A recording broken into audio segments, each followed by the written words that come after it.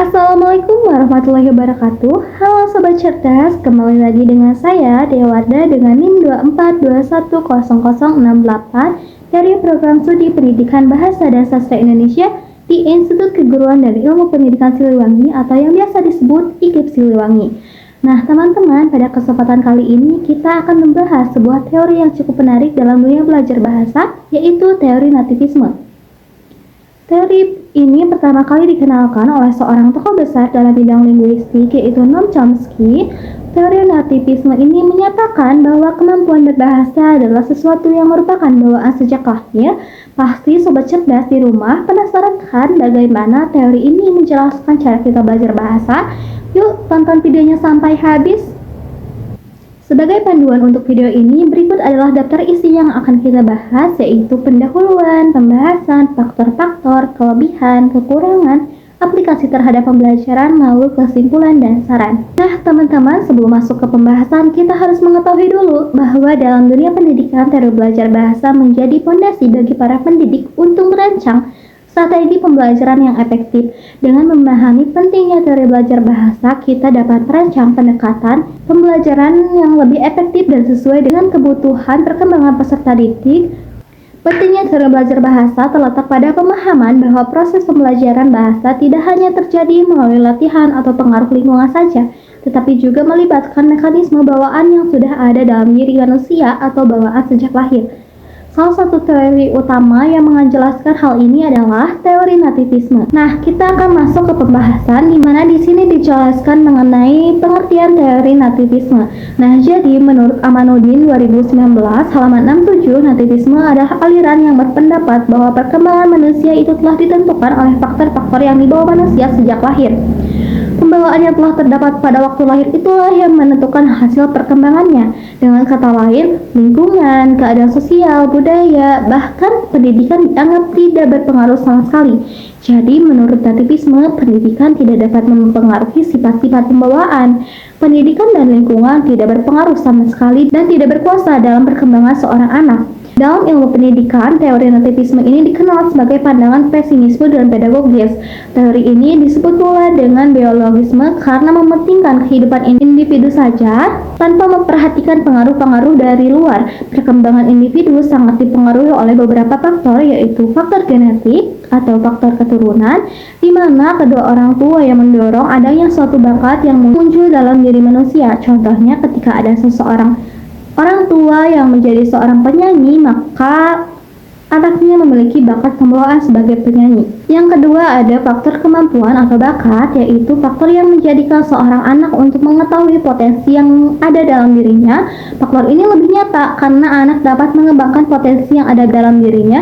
Dalam faktor ini, anak diminta untuk menemukan bakat yang ia miliki dengan menunjukkan dan mengembangkan bakat yang ia miliki serta menggali kemampuannya. Yang ketiga ada faktor pertumbuhan, yakni faktor yang mendorong anak mengetahui bakat dan minatnya di setiap pertumbuhan dan perkembangan secara alami. Jika pertumbuhan anak itu normal, maka dia akan bersifat energik, aktif, dan responsif terhadap kemampuan yang ia miliki. Sebaliknya, jika pertumbuhan anak tidak normal, maka anak tersebut tidak dapat menggali bakat dan kemampuan yang ia miliki. Lalu selanjutnya ada kelebihan dari teori nativisme. Yang ke-1, mengetahui bakat individu. Jadi dalam teori nativisme ini besar harapan bagi manusia dapat memaksimalkan bakat dan kemampuan dasar yang mereka miliki karena sudah mengetahui bakat yang ia kembangkan. Jadi dapat menonjolkan bakat yang manusia miliki. Yang kedua, mendorong perwujudan diri sebagai manusia berkompetensi, yaitu teori nativisme memberikan harapan yang besar untuk manusia untuk lebih inovatif serta kreatif di dalam usahanya untuk mengembangkan bakat dan minatnya. Yang ketiga yaitu membantu individu dalam penentuan dari sebuah pilihan. Nah, jadi manusia dianggap mampu memiliki sikap bijak di dalam menentukan setiap pilihan mereka, dan jika pilihannya lebih tentukan, ia mempunyai komitmen tinggi serta berpegang teguh dalam pilihan yang ia pilih serta memiliki keyakinan ia telah memiliki pilihan terbaik. Membantu individu dalam penentuan dari sebuah pilihan. Jadi manusia mampu memiliki sikap bijak dalam menentukan sikap pilihan mereka. 4. Perkembangan potensi diri individu, yaitu mempunyai peran aktif dalam mengembangkan potensi diri yang dimiliki agar mereka dapat menjadi pribadi dengan ciri khas maupun ciri khusus selaku jati diri manusia.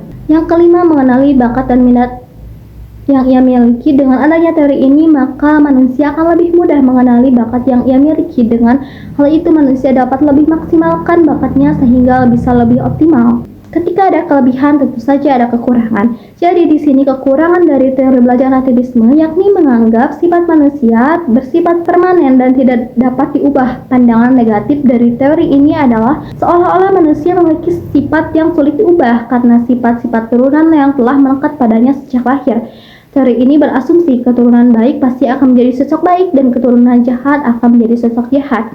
Dengan kata lain, menyatakan bahwa sifat manusia merupakan sifat permanen dan tidak dapat diubah oleh siapapun dan apapun. Jadi kesimpulan dari kekurangan teori belajar nativisme ini adalah menganggap sifat bawaan manusia adalah bersifat permanen dan tidak dapat diubah.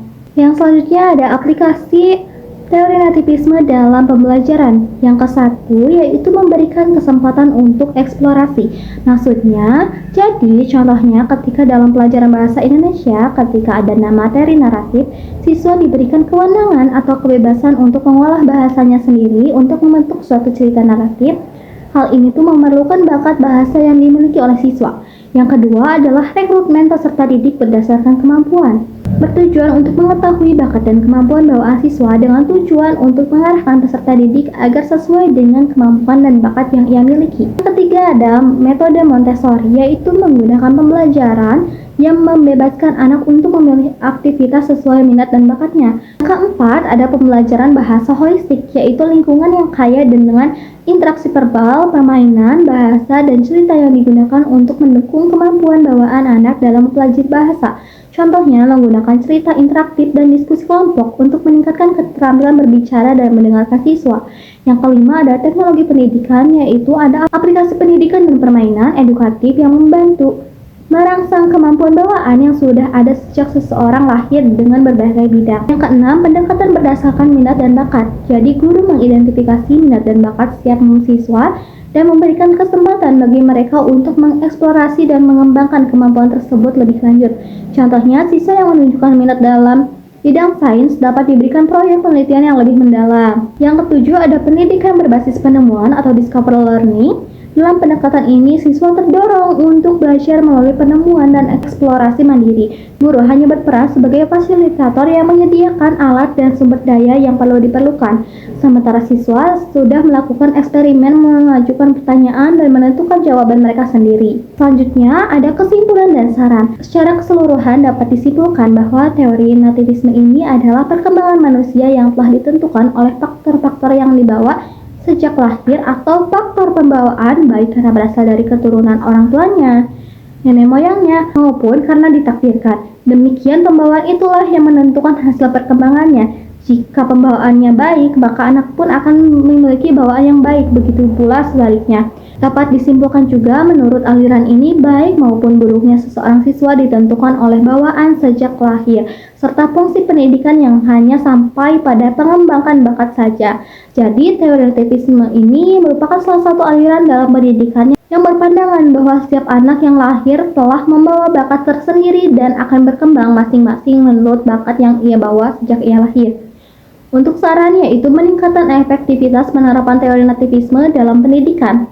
Disarankan agar lembaga pendidikan melakukan identifikasi bakat sejak dini dan merancang kurikulum yang lebih fleksibel serta berbasis minat bakat siswa.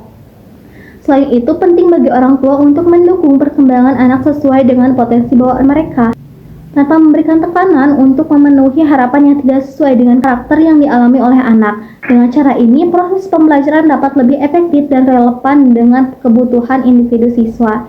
Jadi, itulah pembahasan singkat tentang teori nativisme dalam pembelajaran bahasa. Intinya, teori ini percaya bahwa kemampuan bahasa itu sudah ada bawaan sejak lahir. Nah, teman-teman, jika kalian punya pertanyaan atau pendapat tentang teori ini, langsung saja tulis di kolom komentar. Jangan lupa untuk like video ini dan share ke teman-temannya. Dan jangan lupa subscribe biar gak ketinggalan topik-topik menarik lainnya. Sampai jumpa di video berikutnya. Wassalamualaikum warahmatullahi wabarakatuh.